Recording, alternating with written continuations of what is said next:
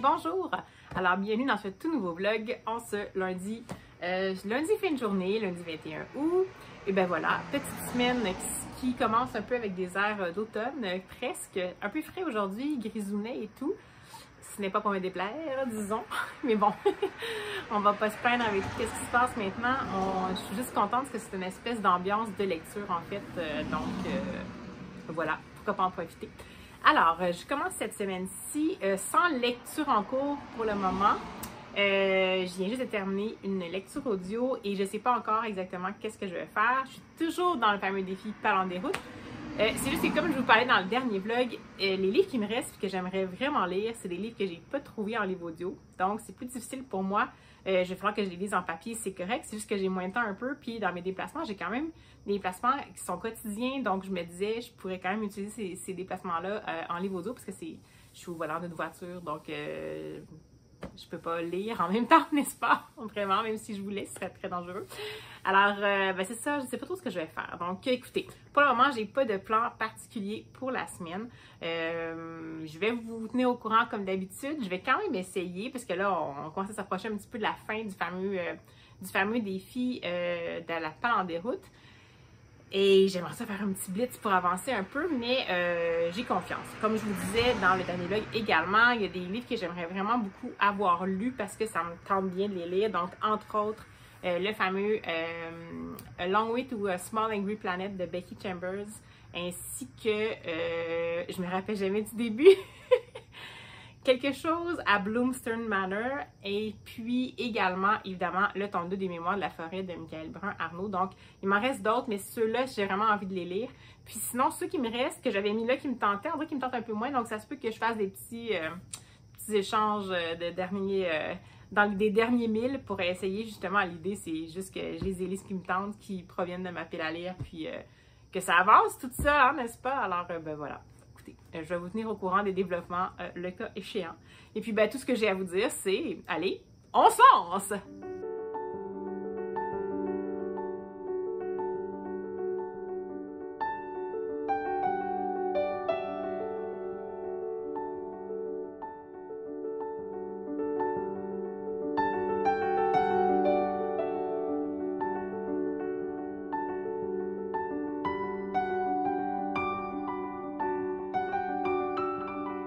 Eh bien, bonjour! Alors, me voici en ce vendredi matin, automnal, encore une fois, très froid, très gris.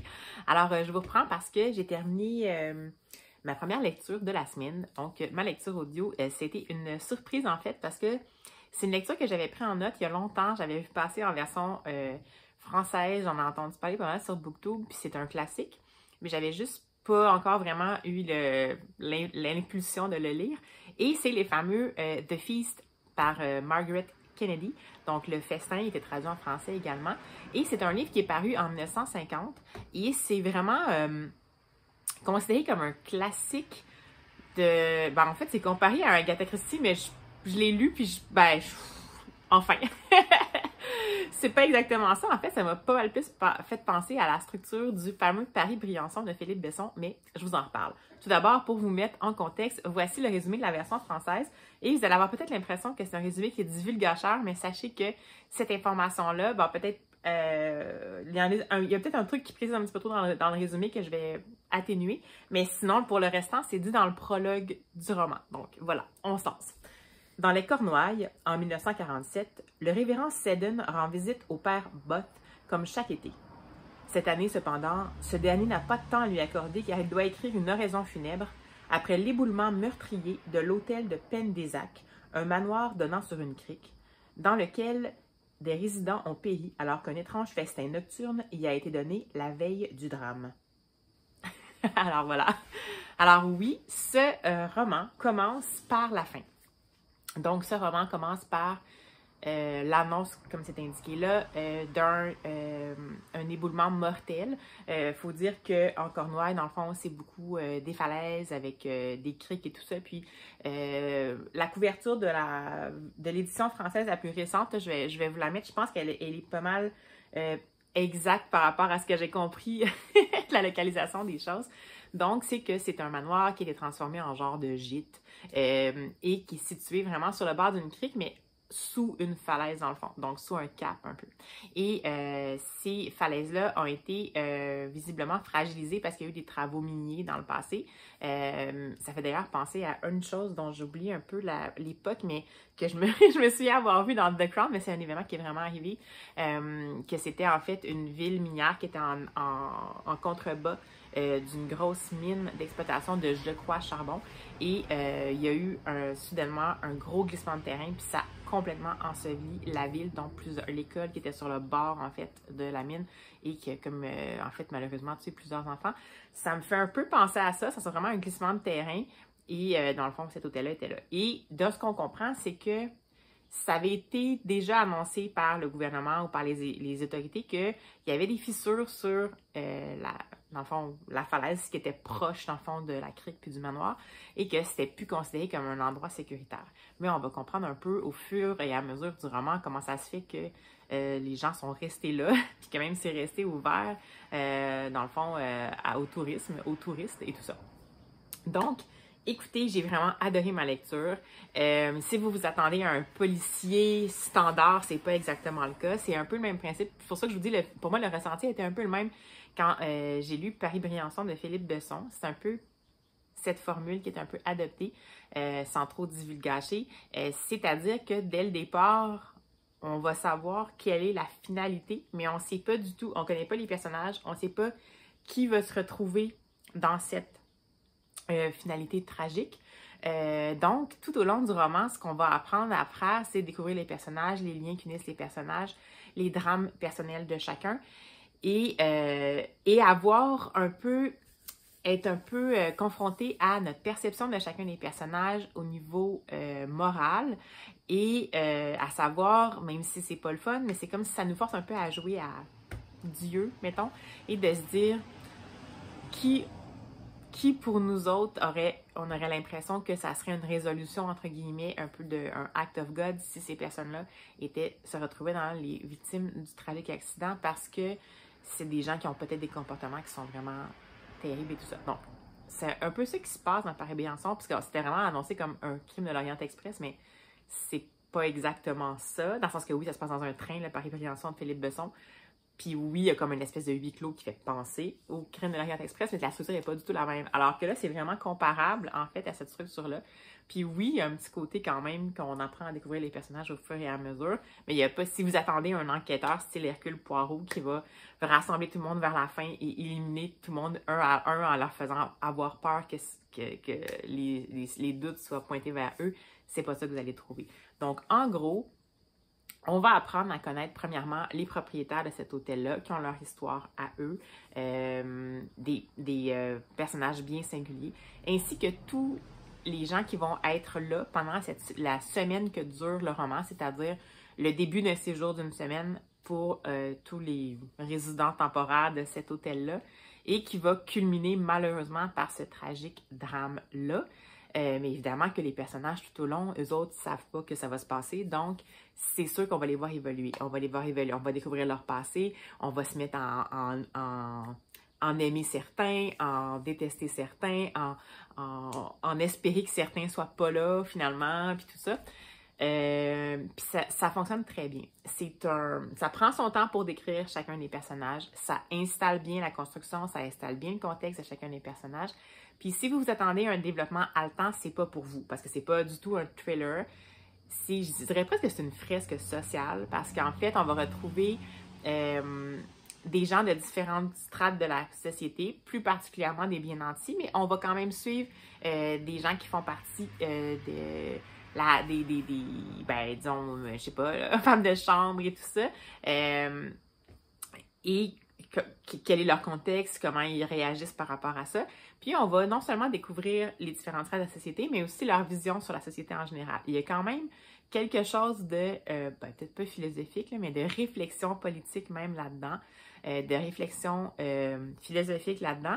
Donc, c'est intéressant. Puis ça, c'est au fil des conversations des gens qu'on va découvrir leur point de vue, et blablabla. Puis on va apprendre, évidemment, chaque personne a un peu quelque chose à cacher. On va apprendre des terribles secrets sur plusieurs personnages. Et même si à chaque fois, on a l'impression que c'est donc ce personnage-là que finalement, oh mon Dieu, on l'aime donc pas celui-là, mais finalement, il y a toujours quelqu'un d'autre qui va arriver, qui va avoir un autre type de secret, puis ça va vraiment être au lecteur à analyser, est-ce que pour lui, comme lecteur, avec son contexte et sa morale, est-ce que tel secret est pire qu'un autre? Là, je vous dis ça, c'est pas du tout ça que... C'est pas indiqué clairement, on n'invite pas officiellement le lecteur à faire ça, mais c'est sûr que ça fait ça. Parce que, comme on est un peu... on nous enlève l'espèce de suspense de la fin, c'est-à-dire qu'on sait c'est quoi la cause de ce qui va se passer, on ne sait pas qui va être impliqué, mais on sait qu'il y a une cause et qu'il va avoir un impact majeur. On a tout notre temps pour porter attention à la construction des personnages, aux relations entre les personnages, à l'évolution. Puis, j'ai lu une petite critique par rapport à ce livre-là qui disait, puis c'est vrai, que c'est sûr que c'est un concentré d'évolution humaine, parce que c'est sûr qu'ils sont là pendant 7 jours, puis dans la réalité, je ne sais pas si pendant 7 jours, il y a autant de gens qui en dévoileraient autant sur eux-mêmes, puis qui prendraient autant de réflexions par rapport à leur vie ou de décisions par rapport à leur vie que ça, mais ça fait partie de la game quand on est dans un roman. Ça fait même penser un peu à une pièce de théâtre, parce que c'est vraiment un concentré de temps. Donc, mais c'est pas parce que c'est concentré que c'est pas plausible. Donc, c'est vraiment... les personnages sont crédibles, on va découvrir l'humanité dans toutes ses failles, dans toutes ses zones d'ombre. Puis, ça va vraiment faire en sorte que le lecteur est un peu... ben, en fait, on est comme un peu balancé d'un côté à l'autre. On se demande si on est correct, disons, d'évaluer la situation d'une certaine façon ou d'une autre. Puis, à la fin, il y a quand même vraiment beaucoup de personnages. Donc, je vous dirais que peut-être la seule chose que je l'ai écouté en audio, la seule chose, c'est que pourtant, les noms ne se ressemblent pas, puis le narrateur que j'avais était excellent, mais je pense que j'ai confondu peut-être 2 des personnages féminins jusqu'à la fin, si bien que lorsqu'on arrive à la fin où il va y avoir l'éboulement, ça se passe dans les dernières pages, et le festin, qui est en fait le point culminant un peu du roman, ça va finir par se bâtir, puis oui, il va y avoir un festin qui va être organisé par certaines personnes qui résident à l'hôtel, puis j'en dirai pas plus parce que c'est important de lire tout ça pour avoir, mais on ne saura pas qui, est-ce que les gens du festin vont être épargnés, est-ce que les gens de l'hôtel vont être épargnés, on ne sait pas qui est là, donc jusqu'à la toute fin, on va être tenu dans le fond en haleine.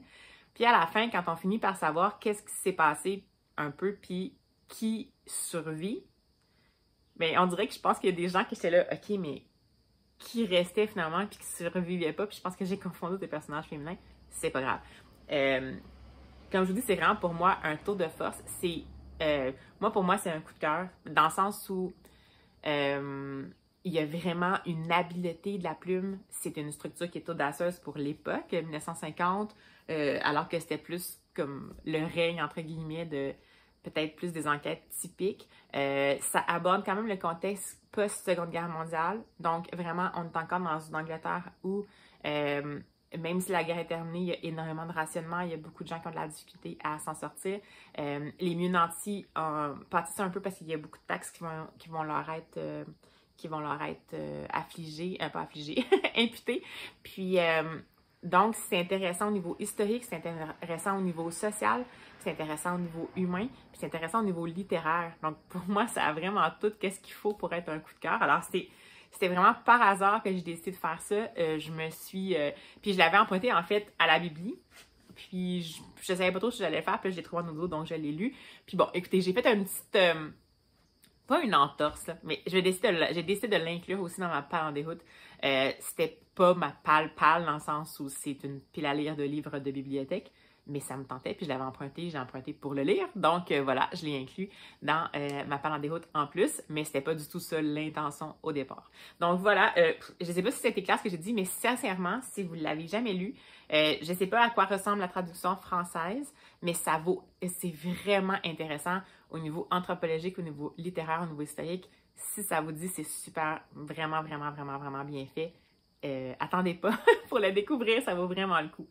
Sinon, entre-temps, ben, je me suis dit, je vais me lire un petit livre audio assez court parce que bon, on est déjà rendu à vendredi, puis dans ce temps-là, habituellement, à partir de vendredi, j'ai moins de déplacements prévus. Puis les livres audio, je les écoute pendant mes déplacements, quand je vais marcher et tout ça. Puis c'est sûr, quand j'arrive à ma fin de semaine, habituellement, je suis un petit peu moins J'ai moins de temps libre pour ça. Donc, j'ai décidé de recommencer pour la à peu près 3e fois en livre audio, mais c'est un livre que j'ai dans ma file à lire, donc c'est correct, ça va pouvoir aussi joindre le Parler en déroute. C'est La mécanique du cœur de Mathias Malzieu. Écoutez, Mathias Malzieu, c'est un de mes auteurs favoris. Je l'avais découvert par Le plus petit baiser jamais recensé et ça a été vraiment un coup de foudre littéraire pour moi. Puis, entre-temps, j'en avais comme lu d'autres de lui. Puis celui-là, c'est un de ses classiques, La mécanique du cœur. Il y a même un animé, je crois, un animé qui a été fait par un film d'animation, un film d'animation qui a été fait à partir de cette histoire-là. Puis, je voulais le lire, puis il n'est pas très long, là, c'est une plaquette en papier, c'est 178 pages, et puis je pourrais lire en papier, mais là, je me suis dit que j'allais lire en audio. La raison pour laquelle ça fait 3 fois que je le commence, c'est qu'en audio, c'est l'auteur lui-même qui le lit. C'est Mathias Malzieu. Puis je l'adore en entrevue, mais je ne sais pas qu'est-ce qui s'est passé, s'il y avait une contrainte quand il a fait la lecture de temps, dans le sens que c'est une lecture audio qui est vraiment courte, là, ça fait comme 3h30 à peu près. Puis absolument, pour ce genre de, mettons ce nombre de pages-là, ça serait plus comme 6 heures à peu près. Et l'auteur, je ne sais pas si c'est son débit normal, mais il parle assez vite, puis il n'y a pas beaucoup de pauses entre ces paragraphes, comme si c'était moins interprété, mais plus lu, puis c'est correct. Puis c'est drôle parce que je m'attendais pas à ça, parce que quand je l'entends en entrevue, c'est quelqu'un qui est vraiment comme une voix vive, une voix imaginative, puis entraînante et tout ça. Puis là, on dirait que dans celui-là, c'était comme un petit peu plus mécanique. Bon, c'est pas un mauvais jeu de mots, mais un peu plus mécanique, fait que c'était moins à aller me chercher. Mais là, j'ai décidé de lire quand même parce que c'est ça reste quand même sa plume et tout. Puis j'adore habituellement quand ce sont les auteurs qui lisent les livres audio. Bref, la grande histoire et voici pourquoi je l'ai commencé plusieurs fois. Et je suis rendue, au début, j'ai fait à peu près le quart, après j'ai lu après le quart. Et pour rappel, je vais vous donner la 4e de couverture, pour ceux qui ne savent pas ce que c'est. Alors, Édimbourg, 1874. Jack naît le jour le plus froid du monde, et son cœur en reste gelé. Mi-sorcière, mi-chamane, la sage-femme qui aide à l'accouchement parvient à sauver le nourrisson en remplaçant le cœur défectueux par une horloge. Cette prothèse fonctionne et Jack vivra, mais à condition d'éviter toute charge émotionnelle. Pas de colère donc, et surtout, pas d'état amoureux. Mais le regard de braise d'une petite chanteuse de rue mettra le cœur de fortune de notre héros à rude épreuve. Prêt à tout pour la retrouver, Jack se lance tel Don Quichotte dans une quête amoureuse qui le mènera des lochs écossais jusqu'aux arcades de Grenade et lui fera connaître les délices de l'amour comme sa cruauté. Donc, c'est vraiment chouette. Puis, en effet, là, je suis au tout début, donc on va y rencontrer Jack. On a eu vraiment l'histoire. Puis, ça se présente vraiment un peu comme une fable. Ça me fait beaucoup penser un peu à l'ambiance peut-être de Géant Blanc. Fred Pellerin. Voilà. De Fred Pellerin. Peut-être Babine, même à la limite. Là, le film qui a été tiré un peu de ses spectacles et tout ça. Dans le sens où on a là ici... bon, ok, ça se passe à la fin du 19e, mais on a là une femme qui est sage-femme, qui est considérée comme quelqu'un qui fait des choses un peu de sorcellerie. Et en effet, ça part quand même comme une prémisse qu'elle a décidé de faire une opération puis de greffer une horloge, un peu comme un pacemaker, à côté du cœur de l'enfant, parce que son cœur était gelé. Donc, c'est du réalisme magique, dans le sens que, je veux dire, faut qu'on accepte dès le départ que ça existe. Mais Mathias Malzieu, on est là-dedans. On est dans du réalisme magique en général. Donc, si jamais c'est pas votre truc, il va falloir malheureusement passer votre chemin, mais vous allez manquer quelque chose parce que c'est quand même vraiment une belle plume. Donc, j'ai commencé celui-ci, je vous en parle que je l'ai terminé. Jusqu'à maintenant, ça me plaît bien. Puis peut-être que même que je vais le continuer, peut-être en papier, si jamais je vois que je ne l'ai pas terminé en audio, peut-être demain après mes déplacements, on verra bien, mais bref. Alors voilà, très long topo pour aujourd'hui. Mais comme je n'avais pas pris beaucoup cette semaine, je me suis dit pourquoi pas, allons-y. Alors voilà, on se reprend dès que je peux. Hey, alors bonjour, je vous fais un petit coucou pendant ma marche de la journée entre 2 averses. Parce que j'ai terminé hier le fameux La mécanique du cœur de Mathias Malzieu. Je l'ai finalement terminé en livre papier parce que, déception pour moi, pas tant le livre, mais c'est juste que vraiment la version audio pour moi, ça l'a pas fait. C'était vraiment plus neutre, plus rapide. On dirait que ça laissait pas vraiment la place à la plume de Mathias Malzieu qui habituellement se déploie un peu de façon onirique, tendre et tout ça. On dirait que ça donnait pas l'espace suffisant à cette plume-là. Ce qui fait que peut-être que ça a un peu influencé aussi ma capacité à m'attacher au personnage. Donc, écoutez, j'ai apprécié l'histoire. On n'était finalement pas du tout dans un feel good. J'avais comme cette impression-là. C'est une histoire d'amour impossible. Pas juste l'amour entre deux êtres d'amour amoureux, mais aussi l'amour maternel. Qu'est-ce qu'on ferait, jusqu'où on pourrait aller pour protéger la personne qu'on aime. Et écoutez, il y a plein de rebondissements dont je ne vous parlerai pas, mais bref, on va quand même suivre le fameux petit Jack avec son cœur avec support horloger dans sa quête de l'amour. Et il va aller jusqu'au bout de cette quête-là, peu importe les conséquences. Et c'est ça, c'est pas nécessairement une histoire qui se termine avec un sourire. Mais bref, j'ai bien aimé ça. Je pense qu'éventuellement, je vais le relire en papier pour essayer justement de faire un peu plus résonner cette plume-là. Parce que j'avais tellement été séduite dans le plus petit baiser jamais recensé, précisément par sa plume, que je peux pas croire que la mécanique du cœur pouvait pas nécessairement m'interpeller autant. Donc, un peu une lecture mitigée de mon côté, mais à mon avis, c'est juste que j'ai des facteurs un peu aggravants pour la lecture. Donc, bon, disons qu'on va se reprendre. Sinon, en ce moment, j'ai décidé de me lancer dans une petite lecture qui, je crois, celle-là va être semi-doudou. Donc, c'est, en anglais, c'est de Door to Door Bookstore de Carsten Henn, un auteur allemand. Et en français, je crois que c'est Le Passeur de livres. Je l'avais vu passer chez Petite Lectrice. Et je sais pas pourquoi, en fait, récemment, je pense qu'Alex Bouquet d'Entrada l'a aussi mis dans ses livres potentiels à lire. Mais je suis tombée dessus parce que j'avais accès, en fait, en emprunt, ça m'intéressait. Puis, on va y suivre, en fait, un ancien libraire qui est rendu dans les 70 ans à peu près et qui travaille depuis toujours à la même librairie et il s'occupe de faire la livraison de livres aux gens. Il les fait à pied. Il y a quelques rares clients, puis les gens se fient complètement sur son jugement pour qu'il leur apporte des livres. Et on va le suivre alors que son quotidien est minuté et toujours très routinier, il va rencontrer, c'est un petit peu quand même connu là, comme façon comme un genre d'intrigue, mais il va rencontrer une jeune fille qui s'appelle Chacha, qui a 9 ans et qui va un peu le sortir de sa routine et de sa solitude.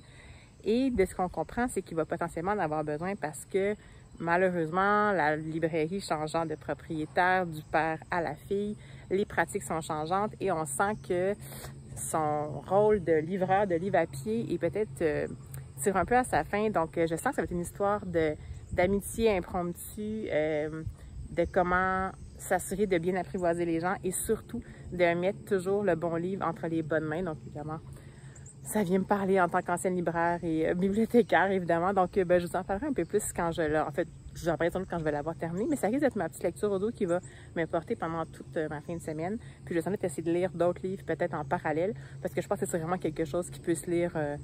Je pense pas que je vais me sentir envahie si jamais je découvre d'autres univers entre-temps. Alors voilà, je voulais vous faire un petit coucou juste pour vous parler de ça.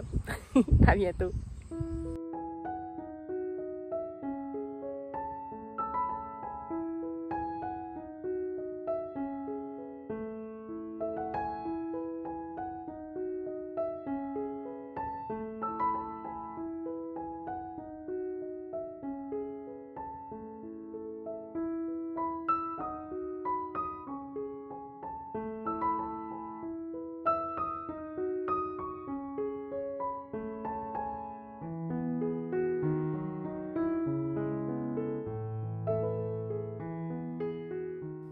Hey, bonjour! Alors, me revoici un brin échevelé post-marche dehors dans cette espèce de petit boost de chaleur. Puis j'ai en fait de me battre avec la jungle à l'arrière de ma cour pour enfin un petit peu lui faire une petite coupe de santé, n'est-ce pas?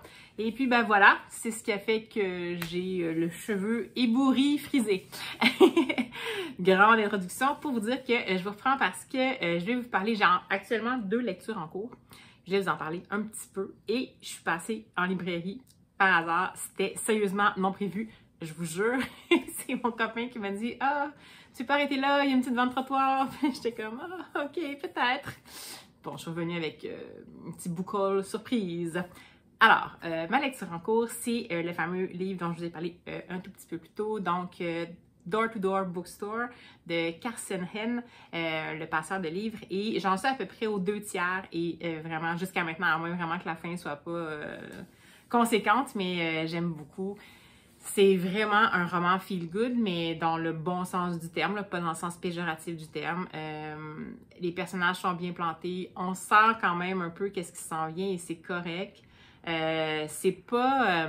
on n'a pas l'impression qu'on prend le lecteur pour quelqu'un de pas intelligent. C'est simplement que c'est quelque chose qui est mis là pour faire réfléchir, pour rappeler un peu le positif, puis interpeller la grandeur de l'humain un peu en nous. Donc, on va encore suivre ce fameux libraire-là qui, dans ses pérégrinations, dans ses livraisons auprès de clients, et sa relation qui se développe avec la fameuse coquine qui le suit un peu partout et qui finalement semble vouloir devenir elle aussi libraire, on dirait bien. Et la relation que ces deux, ce duo improbable-là vont développer avec les clients qui demandent des livraisons à pied par ce libraire-là.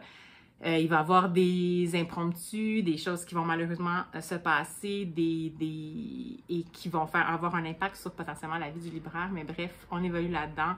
C'est tout en finesse. Il y a vraiment... La galerie de personnages est vraiment intéressante. Puis, c'est sûr que c'est quelque chose qui semble familier comme atmosphère. Donc, c'est pas que ça réinvente la roue de l'originalité, mais c'est vraiment bien fait. C'est une lecture qui fait du bien. Alors, ben écoutez, c'était vraiment ça dont j'avais besoin, on dirait bien. Donc, je suis bien contente de l'avoir en cours.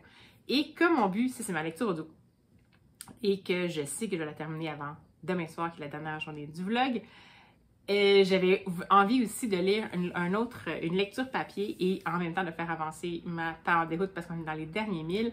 Et c'est un livre que ça fait longtemps que je veux entamer qui est dans ma page en déroute et c'est les fameux Sous les étoiles de Bloomstone Manor de Mary Archer, c'est chez Casterman. Et ça fait longtemps que je veux le lire et c'est un jeunesse, ben un ado, là, mais c'est écrit vraiment en gros à l'intérieur. C'est pour ça qu'on voit vraiment la différence, mais c'est un 400 pages, mais c'est un 400 pages aéré. Donc, mon objectif est de l'avoir terminé pour demain soir parce que, en fait, c'est ce que je vais faire. Donc, ça vous ferait un beau 4 romans là, explorés pendant ce vlog-ci, donc je serais bien contente. Pour rappel, je vais vous lire la 4e pour que ça vous dise un petit peu plus quelque chose. Je ne sais pas si j'en ai parlé dans ce vlog-ci, je l'ai peut-être parlé dans le vlog précédent. J'ai un peu perdu la mémoire par rapport à ça, donc tant pis, vous l'aurez si jamais vous aurez en double le résumé. Alors, Agathe Langley a 19 ans en cette année 1898. Contrairement aux attentes de ses parents, la jeune femme boude les bals mondains et ne vit que pour l'astrophysique qu'elle étudie en cachette avec la complicité de sa gouvernante. Alors que les Langley viennent de quitter Londres pour s'installer à la campagne, Agathe fait la connaissance de leur excentrique voisin, Lord Nathanael Stone, dans sa demeure de Bloomstone Manor. Une rencontre qui va changer sa vie du tout au tout. Alors, c'est présenté en fait en quatrième de couverture comme une quête d'indépendance, amour secret, féminisme et découverte scientifique, et comme quoi ça va nous réserver bien des surprises. Donc j'aime beaucoup les héroïnes à caractère fort, j'aime beaucoup quand ça se passe à un moment où les femmes n'avaient pas vraiment l'opportunité d'étudier et qu'elles le veulent. J'avais aimé Miss Charity, j'avais aimé Calpurnia Tate de Jacqueline Wilson, je pense, je vais vous les mettre là, qui sont un peu dans cette optique-là, ça se passe aussi à la fin du 19e et tout. Donc, voilà, je suis déjà rendue à la page 30, ça se lit tout seul, j'ai vraiment hâte de vous en reparler un peu plus, mais c'est donc ma deuxième lecture en cours, et pour une fois, ce qui est pas très courant pour moi, c'est rare que j'aborde 2 lectures en même temps. Bon, voilà, donc ceci aussi en cours. Et maintenant, voilà le moment attendu du boucan l'impromptu! Alors, tout d'abord, comme je vous disais, il y avait une vente trottoir et il y avait devant la librairie des livres à petit prix, des livres qui présentaient des défauts, des petits défauts. Donc, souvent, c'est des livres qui ont été soit abîmés en rayonnage ou abîmés dans le transport et qui étaient comme donc pas possible de revendre à prix plein, mais que la librairie, dans le fond, décide de quand même revendre à petit prix. Et il y avait beaucoup de trucs que je connaissais déjà. C'est un peu les mêmes livres souvent qui vont revenir dans ce genre de vente-là dans les librairies. Pour avoir déjà été libraire, c'est même des livres que j'avais vus dans le temps, puis ça fait longtemps que je ne suis plus en librairie. Mais il y avait celui-ci que j'ai pas pu laisser de côté. Donc, c'est 100 millions d'années et un jour de Jean-Baptiste Andréa, que j'avais connu pour Ma Reine, qui a été une suggestion d'ailleurs de La Cube, si je me souviens bien. Donc, un libraire, La Cube, qui m'avait... J'étais pas sûre pour Jean-Baptiste Andréa, puis j'avais vraiment eu un coup de cœur pour cet auteur-là. Et puis là, ben, je suis tombée sur celui-là. Et c'est, en fait, pour les gens de l'Europe, c'est absolument les éditions L'Iconoclaste, mais ici au Québec, c'est les éditions Saint-Jean Éditeur. Donc, ils reprennent quand même la même grille graphique avec le petit dos en rayé rouge, puis c'est vraiment la même fonte et tout ça. Un même format super agréable. Donc, je me suis dit, pourquoi pas. Alors, je vais vous lire la 4e de couverture. J'étais pas trop certaine pour l'histoire, mais comme j'aime vraiment la plume, j'ai décidé de me plonger un petit peu à l'aveugle. Alors, c'est parti.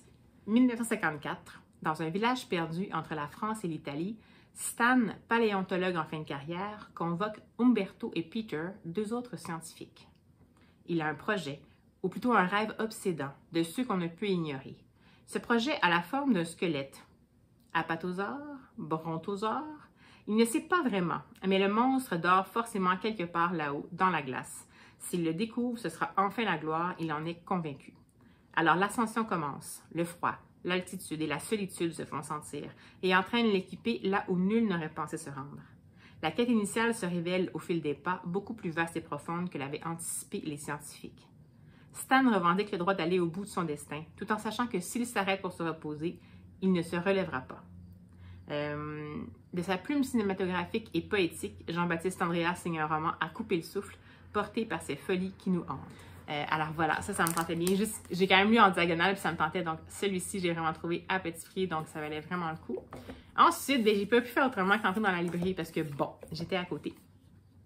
Et je me suis laissée porter par... J'ai repéré d'abord une nouveauté que j'avais vue qui est tout juste parue ici au Québec. C'est chez Leméac Jeunesse. J'aime absolument bien leur collection. C'est jeunesse, mais pas tant. Leméac Jeunesse, c'est plus comme du young adult, je dirais, puis ça peut être vraiment apprécié par les adultes aussi. C'est juste que les personnages principaux ont habituellement soit à l'adolescence ou au début de l'âge adulte.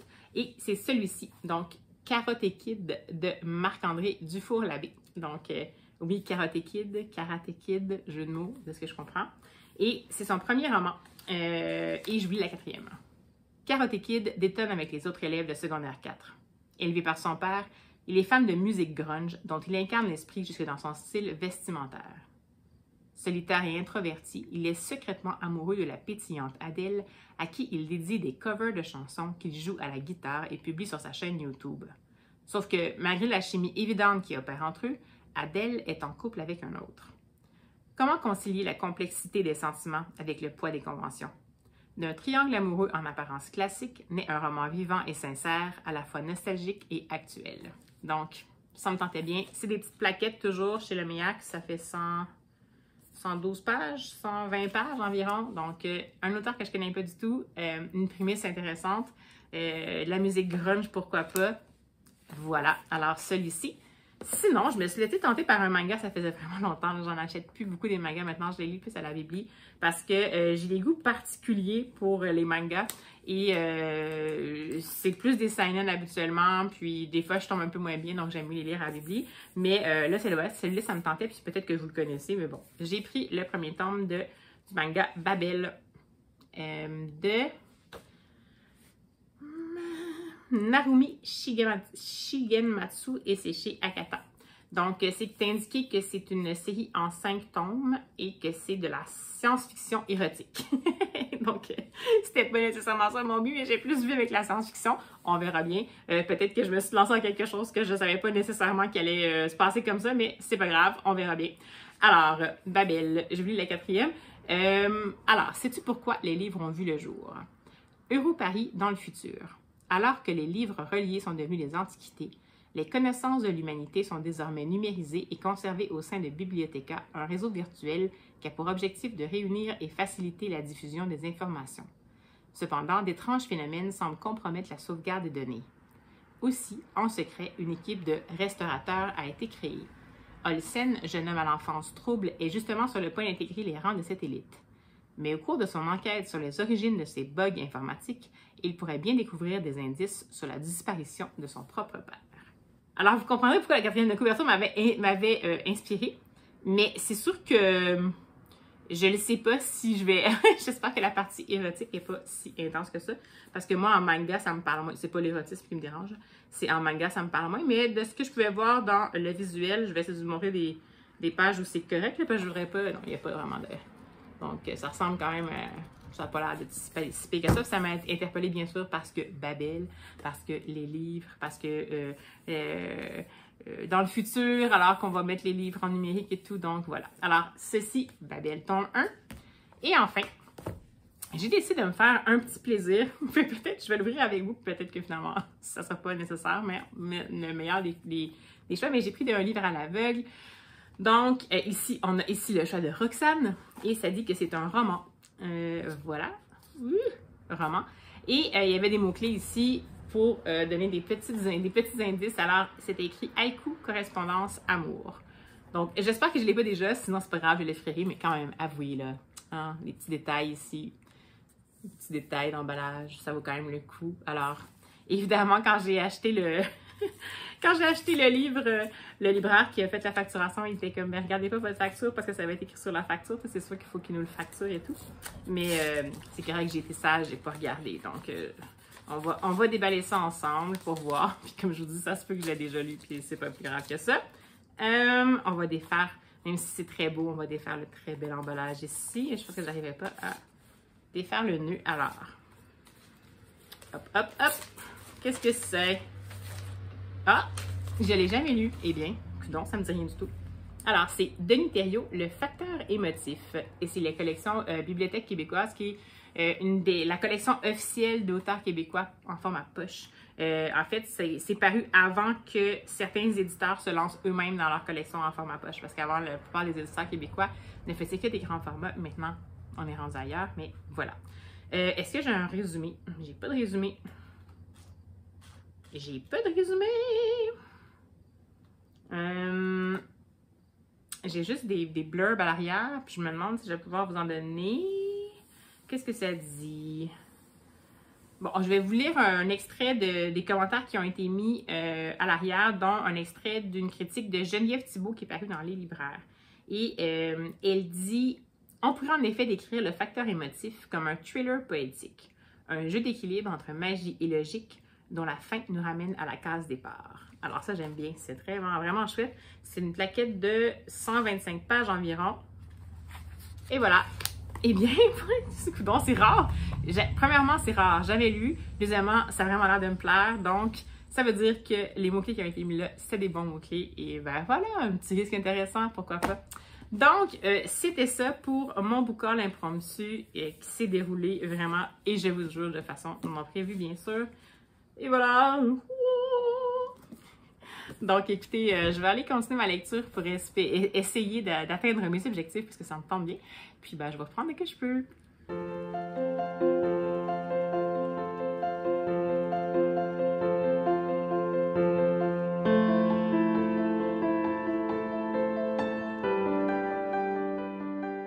Et bonjour! Alors, me revoici, me revoilà. Encore en extérieur pour vous faire un petit coucou pendant ma marche. Comme vous pouvez voir, à défaut d'avoir trouvé sur les étoiles de Bloomstone Manor en livre audio, j'ai décidé pendant que je marchais de lire en marchant comme je faisais quand j'étais plus jeune. Et comme j'ai beaucoup d'années d'expérience, c'est très sécuritaire, ne vous en faites pas. Mais ça me permet d'avancer un peu. Je ne sais pas si je vais pouvoir avoir fini ce livre-là pour la fin de ce vlog-là, on verra bien. Mais jusqu'à maintenant, j'aime bien. Il y a une petite notion un peu... Il y a un petit quelque chose qui me fatigue, mais je ne sais pas si ça va se replacer, donc je vous en parle pas tout de suite, on verra bien. Mais sinon, j'ai terminé ma lecture audio de The Door to Door Bookstore de Karsten Henn. Et ma foi, c'est complètement un coup de cœur pour moi. Donc, je vais pas beaucoup rajouter de choses que j'ai dites par rapport à ce livre-là. J'en avais quand même dit pas mal. Je peux vous dire que dans le dernier tiers, il y a beaucoup de choses qui se bousculent. J'ai dit que c'était un roman feel good et je le maintiens, mais ça ne veut pas dire que parce que c'est feel good, tout est joyeux. C'est juste ça. Donc, il y a des choses quand même, des sujets qui sont abordés, qui sont pas nécessairement évidents, sont abordés, je trouve, avec habileté, avec bienveillance. Et bien sûr, c'est un feel good, donc on mise vraiment sur la solution plutôt que le problème, mais sans nécessairement minimiser en fait certaines avenues qui sont noires, qui vont survenir dans la vie du libraire et dans la vie de certains des personnages qui sont impliqués. Donc, sincèrement, c'est un livre qui, comme je vous disais, met de l'avant le pouvoir des passeurs de livres, donc d'essayer de mettre le bon livre entre les bonnes mains au bon moment. Mais c'est surtout un livre sur la solidarité, l'humanité, malgré tout, à travers tous les aléas qui peuvent se produire. Et ce livre-là, ça fait un peu cliché, mais il est tombé entre mes mains au bon moment, tout simplement. Donc, c'est pour ça que pour moi, c'est un coup de cœur. Alors, ben là, c'est ça, je voulais juste faire un petit topo final à ce sujet-là, puis je vais reprendre ma marche. Bye bye! Hey, coucou! Bienvenue dans la studio mobile encore une fois. Alors écoutez, je vous reprends rapidement pour clore le fameux vlog parce que hier, j'ai dévoré finalement sous les étoiles de Bloomstone Manor dès que j'ai eu dépassé le premier quart, disons. Je me suis vraiment laissée emporter par les personnages, par l'histoire. Puis j'ai lu les 300 autres pages dans le restant de la journée. Je l'ai même fini au lit, alors que d'habitude, je m'endors souvent le soir parce que je suis super fatiguée. Mais là, on dirait que je voulais vraiment savoir qu'est-ce qui allait se passer. Donc, ça m'a tenu en haleine. Écoutez, j'ai vraiment beaucoup aimé ça. C'est une chouette plume, ça se lit très bien. On aborde plusieurs sujets, en effet. Donc, amour secret, découverte scientifique et féminisme. Mais oui, à l'époque du 19e siècle. Donc, je peux vous dire que c'est une époque, sans trop vous divulgacher, mais une époque où, évidemment, les femmes n'avaient pas leur place. Aussi, une époque où l'amour l'amour était un petit peu genré, disons, on va dire ça comme ça. C'est quand même l'époque où Oscar Wilde a vécu. Je vais essayer de pas trop vous en donner comme indice. En fait, je vais vous dire, de toute façon, en fait, ça aborde quand même l'homosexualité dans une société où c'était encore un crime. Et jusqu'à très récemment, quand même, dans beaucoup de sociétés occidentales, c'était encore un crime. Il se l'est encore dans certains cas d'être homosexuel. Et à l'époque, c'était d'autant plus difficile de vivre ça parce que, bon, c'était un crime. C'était vraiment une époque où, en plus, la société faisait énormément de pression sur les gens qui aimaient des gens de même sexe. On n'est vraiment pas en 2023. Alors, ça aborde ça. Ça aborde surtout l'émancipation d'une femme dans une société qui refuse que les femmes soient émancipées. Puis, ça se passe dans la famille Bloomstone Manor, qui est une espèce de... Je dirais que c'est comme un manoir utopie. Parce que c'est une espèce de... Je sais pas, un Hogwarts peut-être. C'est une école, c'est un lieu... C'est un safe place, ouais. C'est un lieu où, dans cette fiction-là, les gens peuvent être eux-mêmes, dans tous les sens du terme, que ce soit au niveau personnel ou au niveau intellectuel. Donc, notre chère Agathe Langley va finir, comme je vous disais, par se rendre et connaître ce fameux Bloomstone Manor et son propriétaire, Lord Stone. Et elle va y découvrir la possibilité d'exister. Donc, la possibilité de poursuivre ses rêves, la possibilité de poursuivre ses passions, d'être poussée en dehors des limites que la société lui impose en tant que femme, c'est-à-dire d'avoir aucune réflexion intellectuelle, de bousculer les convenances.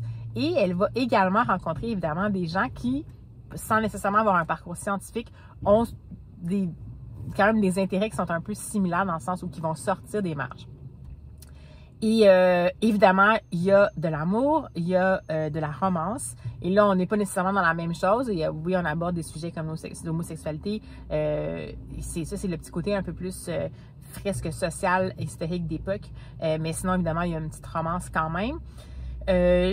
J'ai vraiment beaucoup aimé ça. Je trouve que même le côté scientifique était quand même très poussé. On parle ici d'astronomie, de physique céleste, d'astronomie. Et c'est quand même poussé. On a des explications des fois même à la limite. J'étais comme, OK, est-ce que je comprends le rapport à l'univers alors qu'on est dans une époque où c'est très religieux quand même. Donc, c'était vraiment intéressant. Donc, écoutez, Mary Archer, je trouve qu'elle a bien... c'est une bonne prémisse, un contexte très bien décrit, on s'y croit, des personnages super intéressants qui, bien entendu, sont comme des anachronismes sur pattes parce que volontairement, ce sont des gens qui sortent des marges. Donc, c'est comme si on arrivait dans un endroit où on avait un échantillonnage de juste des gens singuliers, mais c'est intéressant de confronter ça avec l'époque. Et tous les éléments que les lecteurs aiment sont là. Il y a des tensions, il y a des péripéties, il y a des choses qu'on pense impossibles. Est-ce qu'elles vont vraiment se passer? Je trouve quand même que les ficelles ont été bien cousues, dans le sens où on voit quand même arriver les choses, on espère les choses. Par contre, il y a certains revirements qui sont pas toujours aussi rose bonbon que qu'on aurait pu le croire. Donc, je trouve quand même que c'est un roman pour ados. Je dirais peut-être à partir de 12 ans, peut-être. C'est plus comme du 12-15 à mon avis. L'héroïne a 19 ans, mais il ne faut pas oublier à l'époque qu'à 19 ans, quand on n'était pas mariés, on était très infantilisés quand on était une femme. Donc, c'est sûr que son côté un peu intense, émotion et tout, ça fait un peu penser quasiment au personnage de Jo March dans le café du Dr. March.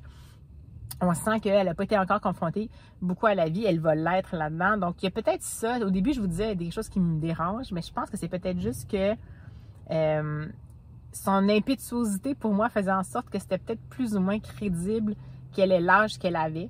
Mais après ça, remis dans le contexte, 19 ans à l'époque, qui était vraiment pas quelqu'un de majeur pour l'époque, le contexte social, le contexte de la femme à cette époque-là et tout. Et évidemment, la galerie de personnages qui est arrivée après, les interactions, les péripéties, tout le restant, pour moi, ça a coulé de source. Donc, les seuls petits moments que je pourrais avoir, c'est que pour moi, c'était un petit peu trop ostensiblement facile dans certains cas. Donc, c'est sûr qu'on s'attend à ça, là. Dans le sens que c'est pas nécessairement le cas, mais ça peut. Ça s'adresse quand même à une clientèle de 12-15 ans. Donc, on peut aller dans le complexe, mais quand même, il y a un certain niveau de complexité qui est souvent favorisé. Donc, on n'est pas dans le très complexe. Par contre, je trouve vraiment que c'est une super belle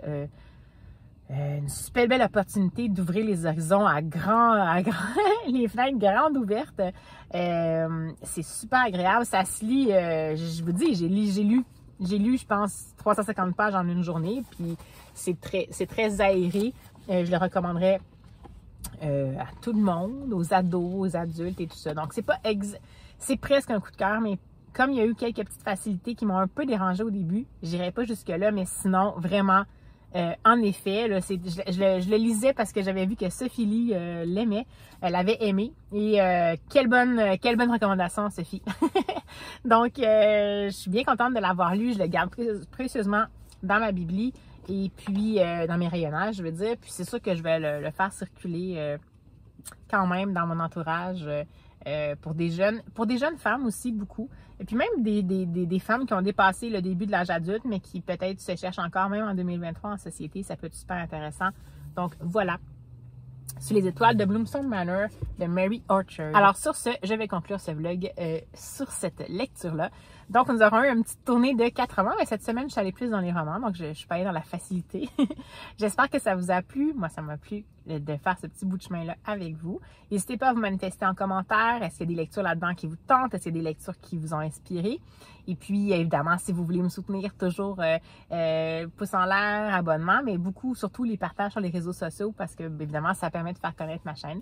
Alors, écoutez, jusqu'à ce qu'on se revoie, je vous souhaite des superbes lectures. Puis, je vous dis à la prochaine!